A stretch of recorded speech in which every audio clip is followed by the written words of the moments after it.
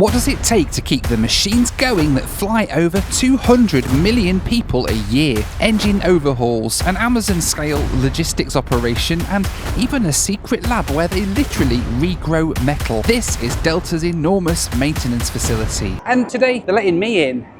What could go wrong? By the end of today, I'd be pulling a 65-ton airliner. But first, I had to understand the scale of the operation that keeps them flying. And it all starts in the engine shop here at Delta. You can see it's absolutely full of bits of engines all dotted around it. Only 10% of the engines that are here are actual Delta engines. 90% of the work they do is for other airlines, and effectively for the whole of the Western Hemisphere, Delta are the main Rolls-Royce workshop. So this is a Trent XWB engine. This is the engine that's on the Airbus A350, my favourite plane, I have to say. Look at the size of this, $40 million.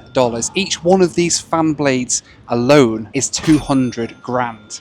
200 grand for that! And there's an engine full of them. Isn't that incredible? They've got some technology in the front of the nacelle thing just here. And this bit just here, it's rubber. It's made of rubber for anti-ice, and when it gets to a certain speed it starts vibrating from side to side and it shakes the ice off. It's a soft bendy tip. Right here, bolted to the side of this engine, is the most powerful and paranoid computer on the aircraft. This FADEC unit's worth over $3 million and it knows literally everything. It's tracking the engine settings, the electrical load, the vibration levels, and yes, it even knows the precise moment that somebody flushes a toilet. It records every single detail for maintenance. This is a CF6 engine. This is actually Kevlar lined, and this is designed to stop the engine basically disintegrating and going into the side of the plane. If the engine disintegrates with this Kevlar stuff around it, it keeps it all self-contained and sends it straight out the back or out of the front so it doesn't go through the side of the plane. You'd never think about that, would you really? But it just make you feel a little bit more comfortable about the fact that you're sitting next to this thing spinning around like that. Just to give you an idea of the sheer scale of the operation here, Delta Tech Ops processes around 700 engine overhauls a year, not just for Delta but for airlines around the globe. These engines are completely disassembled down to their core components, inspected, repaired and rebuilt, ready to fly millions of passengers.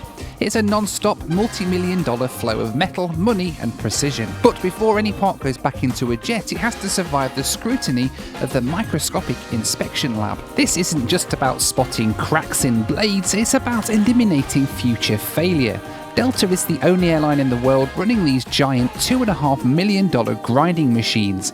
Only 8 guys here know how to operate them. This specialised machine precisely grinds the edges of the compressor blades down to an incredible tolerance of just 1/10,000th of an inch. Why? Because that perfect shape ensures that the blades spin without ever scoring the metal casing, preventing the kind of damage that would cost them another $6 million for a second engine overhaul down the line. That extreme precision continues in the hot section, where they use high energy processes, including one nicknamed the flux capacitor, to rebuild components. Using welding and ceramic plasma coatings, they literally regrow metal down to original factory specs. This additive repair is a big cost saver because they can rebuild complex parts instead of scrapping them. But sometimes the biggest innovation isn't about the biggest parts. That level of engineering extends right here to the 3D printing lab. They're printing high-resolution parts that make a real difference. The real magic here is cutting through the multi-million-dollar aviation supply chain. They print simple things like coffee machine drip trays or telephone casings for the cabin. These small certified parts can cost an airline an absolute fortune and take weeks to arrive.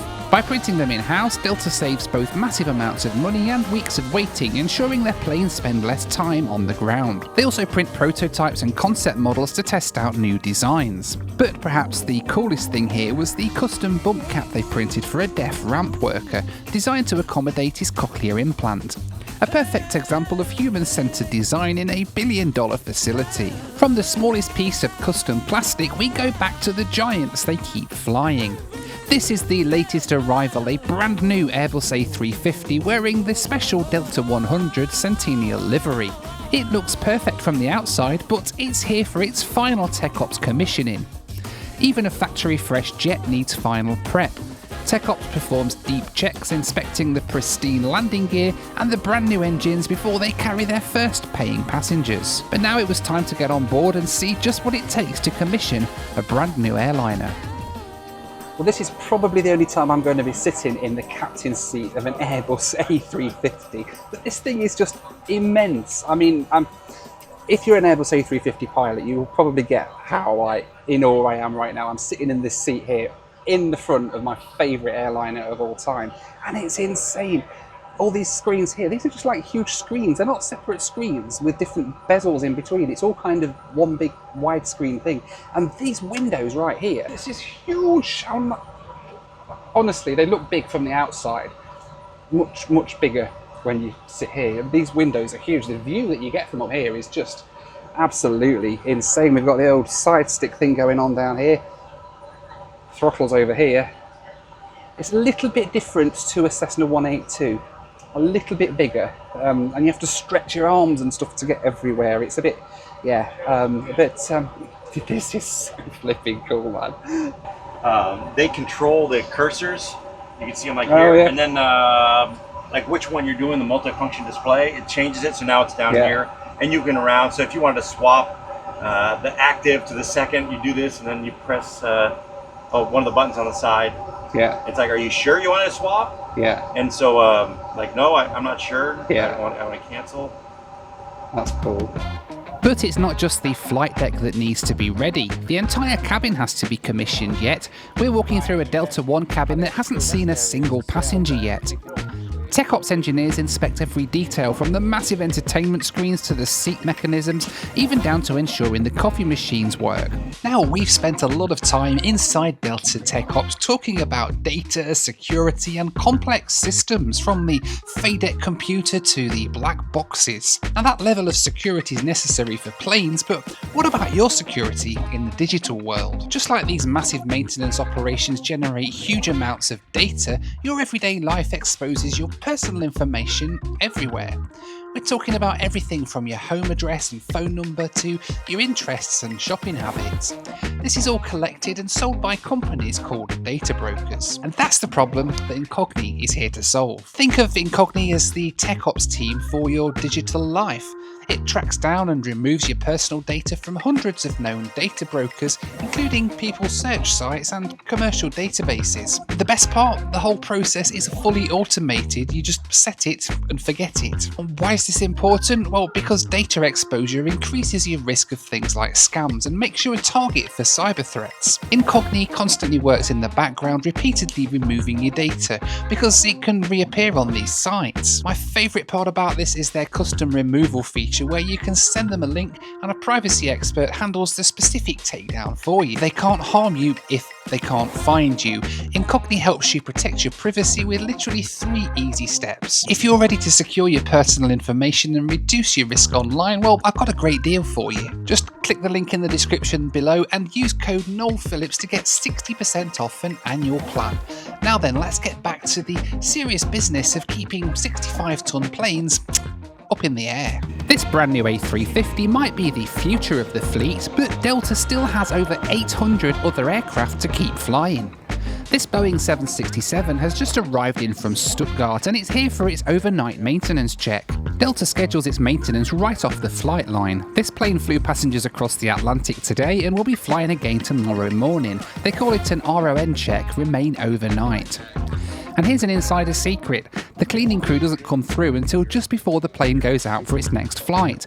When it arrives here, it's in its raw state, complete with blankets, waste, and sometimes even leftover food in the galley. Ew. That mess doesn't matter to Tech Ops though. This crew has only a few hours to check the entire machine. Never been in the belly of a plane before. So it's got a ball mat on here, and then this has controls to move the cargo in and then slide it back. It comes in here, slides across that way. Yeah, you can see the wheels, they turn this way, and then you control it, and then it'll ride it down there. And then there's locks in there as well that'll keep it secure. And it's modular. I didn't realise it was split into sections. Yep. So, well, they call them, one says pallet 22. Some airplanes, they're called bins, even though it's all one bag bin. Yeah. You can get, they got it torn up there. That door there goes into the E&E compartment. Okay, yeah. So you could actually get in here. We could, except we sealed up the tops and the cabins out. Yeah. But you could get in there and then come through here, like in a movie. You can slide through here. Yeah, the wide ones. Yeah. But Yeah, it's pretty cool. Now That's this awesome. has a really wide door. They put cars and everything in here. Yeah, wow. Because it's got a huge cargo door. Yeah, The put it in, 320. spin it. Yep. Yeah. Yep. The landing gear on this plane looks slightly more well used than on the brand new A350. In these huge hangars, Delta maintain everything from the smallest A220s to the largest A350s. This constant organised flow is why they can complete C-checks on aircraft like the A220 20 days quicker than any competitor. All this maintenance, though, depends on an unparalleled supply chain. This isn't just a warehouse, it's Delta's supermarket. They stock everything here needed to restock the cabin, from seatbelts to new safety cards. And to be honest, they've got a safety card collection in here that would make any collector pretty envious. But the real operation here is the outbound side. This is an Amazon-level logistics operation for aircraft parts. Engineers at stations around the globe order their parts online. The parts get picked, packed and loaded onto a fleet of trucks that set off every day, ensuring that crucial components arrive at the outstations the very next morning to keep the planes flying. It's a $1.1 billion inventory moving with military precision. And that military precision relies on data. The most famous pieces of hardware here are the black boxes or the flight data recorders. Most people only know them from accident recovery, but here they're used for far more. The data from every flight is offloaded, giving Delta a complete record of metrics from an aircraft from the day it's brand new. They can literally replay every single flight that every Delta aircraft has ever taken. This allows them to spot microscopic fluctuations and predict when a component might be starting to have an issue, often down to the exact second of a specific flight. But even the most advanced digital systems need simple power. In this highly specialised room we meet Dan, the battery man, a man whose sole passion is power cells. And boy, is he passionate about batteries. That's positive, that's negative. And they're just stapled, they're riveted together here, and then the plates go down. 9,000's gap, ideal. You want 28 volts, you go 1.5, blah, blah, blah, blah, blah, till you get 20 cells, which gives you 20 volts plus about 30. And then we'll run it at 50 amps for an hour. And then it's to help propagate that electron flow across the plates. Start date Q makes a great filter for the DC bus. It'll smooth out all that little relay clicks on the bus. Each plane contains up to 7 of these critical batteries, and Dan is passionate about every single one. Next time you're on a Delta plane, it's more than likely that it's Dan that's made sure that your power's working. And talking of power, there's one more place I had to visit, the heavy engine test cell. This is where they test their big, huge, heavy engines. These are all 787 engines, Trent 1000s, and they've got such a huge facility here to be able to test them out. So we're going to go and have a look and see how they test these things. After months of microscopic repair and assembly, this is where the engine gets its final exam. The engine's bolted in and they run it at full takeoff thrust, indoors. So to give you an idea of the scale of this place and the size of engine it can cope with, that little toy up there, that's an engine off an Airbus A321 that's in for testing at the minute. They test the entire engine, they will fire it up, take it to takeoff thrust, huge air inlets either end of this building, and they've effectively run it as if it's on a plane here in a building when they've done the maintenance on it, and they're testing it all to make sure it's fit to go back on. And it's all done in here. I wouldn't want to be standing here when that thing was going though, let me tell you that. The noise combined with the fact that I might get sucked off into it might not be that great, hey. This bay can handle giants like the Trent 1000 for the Boeing 787 or the Trent XWB off an Airbus A350. It's an entire controlled weather system of sound and fury, and it's the only way to certify that the $40 million machine is absolutely ready to fly. So we've seen where they fix the broken planes, we've seen where they overhaul the engines, and now it all comes together because I'll be pulling this 757 across the ramp. It looks pretty heavy. Looks pretty heavy. Welcome to Delta Airlines' annual Jet Drag in aid of the American Cancer Society, and every single year they come out here with teams of people who pull this thing along a ramp and they compete to see who can pull it the fastest. And this year they've invited me because I think for some reason I might be able to help them pull it a little bit faster.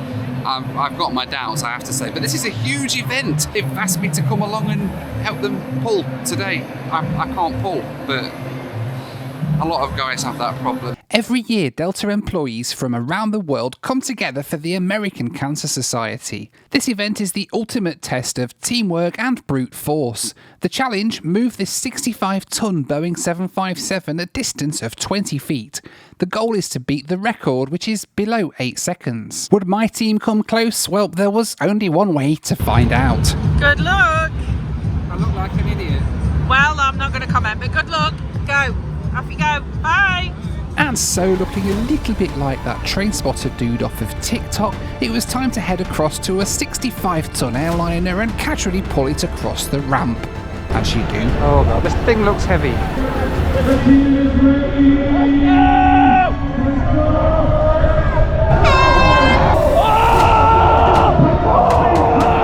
It's moving, it's moving.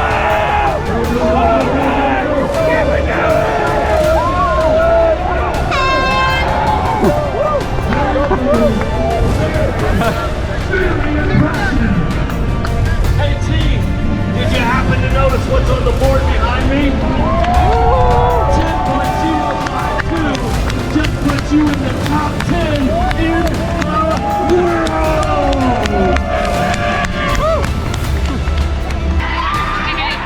Did you enjoy it? Oh, it was fun. I enjoyed that. Top 10. Hello.